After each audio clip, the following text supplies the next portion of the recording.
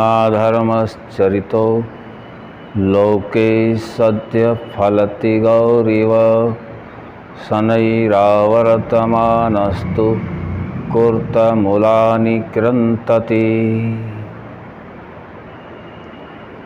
किया हुआ अधर्म कभी निष्फल नहीं होता,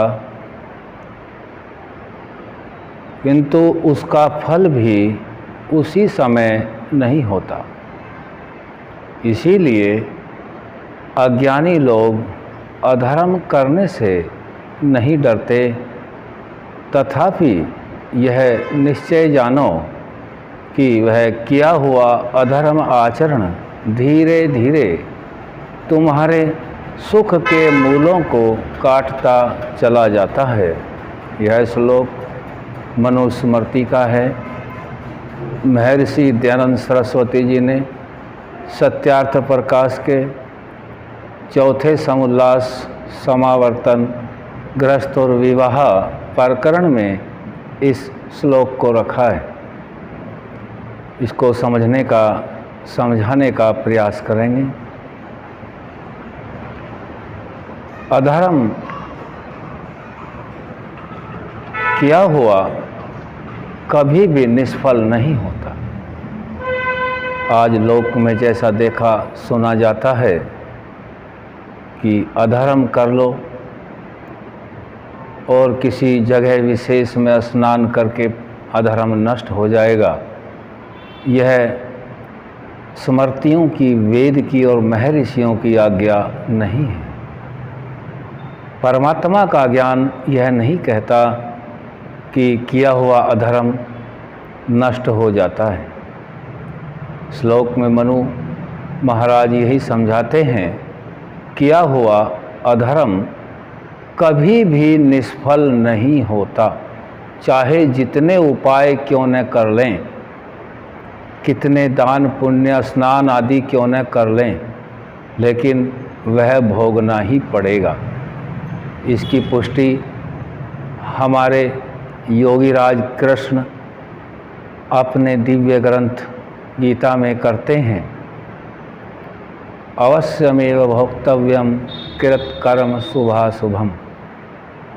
किए हुए कर्मों का फल अवश्य ही भोगना पड़ता है। यहाँ भी महर्षि मनु इसी बात की पुनरावृत्ति समझा रहे हैं, बता रहे हैं कि किया हुआ अधर्म कभी निष्फल नहीं होता, परंतु किए हुए अधर्म का फल भी उसी समय नहीं होता। तुरंत फल न होने को देख करके इसीलिए अज्ञानी लोग अधर्म करने से नहीं डरते। अज्ञानी किसको कहा? जिनको स्मृतियों का, ऋषियों का, परमात्मा का ज्ञान, वेद के वो नज़दीक नहीं है, आचरण व्यवहार में नहीं है। वो यही सोचते हैं कि होता तो कुछ है ही नहीं। फला व्यक्ति ये कर्म बुरा करता है, वो फिर भी सुख में है, ऐसा वो देखते हैं। यह अज्ञानता है। परमात्मा के प्रति निकटता नहीं है, परमात्मा के न्याय पर विश्वास नहीं है। इसीलिए इस प्रकार के मनुष्यों को महर्षि मनु ने अज्ञानी कहा है। अज्ञानी लोग इसीलिए अधर्म करते हैं कि उसका फल उसी समय नहीं होता। परमात्मा की यह व्यवस्था है, कर्मों का फल लगातार चलता रहता है। जिस कर्म का फल वह आत्मा भोग रहा है, जब तक वह फल पूरा नहीं होगा तब तक अगले पाप या पुण्य के कर्म का फल मिलने वाला नहीं है। इस बात से वो अनभिज्ञ है, अज्ञान है, अज्ञानी है। परमात्मा का शासन है, न्याय है, शिक्षा है। इस विचार पर चलने के लिए मनुष्य को तप करना पड़ता है। नित्य प्रति प्रातः सायं परमात्मा की उपासना करनी पड़ती है। परमात्मा के प्रति श्रद्धा जब जागृत होगी तभी परमात्मा की कृपा होगी, और जब परमात्मा की कृपा होगी तभी हम धर्म अधर्म को जान सकेंगे। तभी हम इस बात पर विश्वास कर सकेंगे कि जो हम अभी कर्म कर रहे हैं, आज नहीं तो कल इसका फल हमें अवश्य ही मिलना है।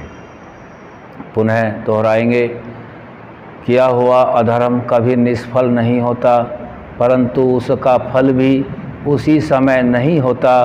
इसीलिए अज्ञानी लोग अधर्म करने से नहीं डरते।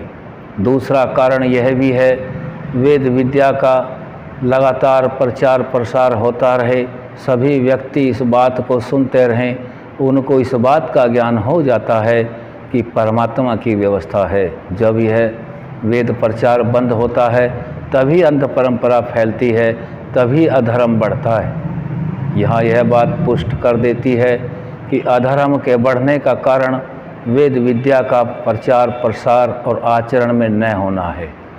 अज्ञानी लोग अधर्म करने से नहीं डरते। आगे फिर समझाया है इसी मंत्र में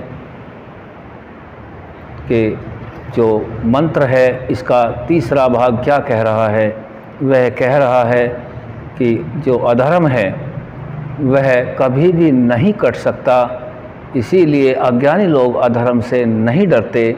तीसरा चरण कहता है, तथापि यह निश्चय जानो, यह तय है, शाश्वत सत्य है, कट नहीं सकता।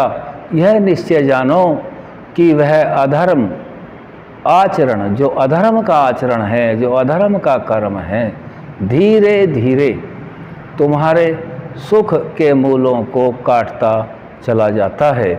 सभी आत्माएं जो भी कर्म करते हैं केवल और केवल सुख के लिए करते हैं। अधर्म करते समय भी वह आत्मा उसमें सुख देख रहा होता है अज्ञानता के कारण, लेकिन परिणाम क्या निकलता है, फल क्या मिलता है कि वह धीरे धीरे जो हमारे सुख के मूल हैं उनको काटता चला जाता है। इसलिए महर्षि मनु इस बात को समझा रहे हैं कि जिस इस श्लोक को स्वामी दयानंद सरस्वती जी ने सत्यार्थ प्रकाश के चौथे समुल्लास में रखा है कि अधर्म कभी भी मन स्वप्न मात्र में भी सोचने का भी कष्ट न करें, उसका भी फल मिलता है।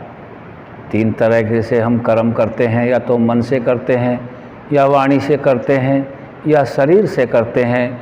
इनसे जिससे जैसा कर्म होता है उसका वैसा ही फल निश्चित मिलता है। यह बहुत विचारणीय विषय है कि हम सभी अच्छे बुरे कार्यों को कर करके अच्छों के लिए तो खुश होते हैं, और बुरे कार्य को जो आज प्रचलित है कि जब तप ध्यान साधना दान पुण्य ये करा देंगे, वो करा देंगे, गंगा स्नान आदि कर लेंगे, वो कट जाएगा, ऐसा बिल्कुल भी नहीं हो सकता। यदि ऐसा होता तो परमात्मा से बड़ा कोई है, वह इतनी शक्ति रखता है। जो परमात्मा से कोई बड़ा हो, महान हो, तभी वह इस कर्म को कर सकता है। जबकि हम सभी जानते हैं कि परमात्मा सर्वोपरि है, परमात्मा से कोई भी ऊपर नहीं है, उसकी व्यवस्था में कोई भी हस्तक्षेप नहीं करता। पुनः इस बात का फिर विचार करें, परमात्मा की व्यवस्था में कोई भी हस्तक्षेप नहीं कर सकता। मनुष्य की कोई हस्ती नहीं है, कोई ज्ञान नहीं है कि परमात्मा की व्यवस्था को टाल दे। जो कर्म किया है उसको अवश्य ही भोगना पड़ेगा, उसका कोई जप तप अनुष्ठान नहीं है। हाँ, इतना कर सकता है, जो ज्ञानी होते हैं वह अपने किए हुए कर्म को जान लेते हैं, उसका प्रायश्चित कर लेते हैं, उसके बाद उस कर्म की पुनरावृत्ति नहीं होती, वह मनुष्य होता है। और जब ये अधर्म पाप होने बंद हो जाते हैं तब वह मनुष्य से ऊपर देव संज्ञा में पहुंच जाता है। इस श्लोक का जो स्वामी दयानंद सरस्वती जी ने हमें समझाया है, थोड़ा सा विवेचन किया। आशा करते हैं आप सब इससे काफ़ी लाभान्वित होंगे। ओम शम।